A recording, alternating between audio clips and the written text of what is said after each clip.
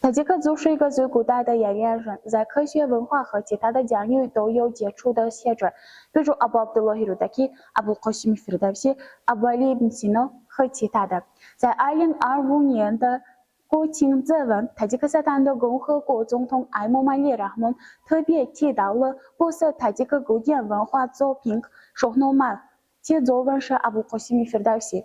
在国家博物馆的古代和中世纪历史展览专注的许多珍贵的手写的文献，大多都是塔吉克人写的，其中是著名的阿布·卡西米·费尔达西民族史诗《说诺玛》作文。它的石刻印书杨格公元1314年阴历，公元1897年公历展出的在这里。这本书的特点是书中有50多的小插图。亲爱的观众们，如果你们想认识跟说诺玛，那欢迎来到塔吉克斯坦的国家博物馆。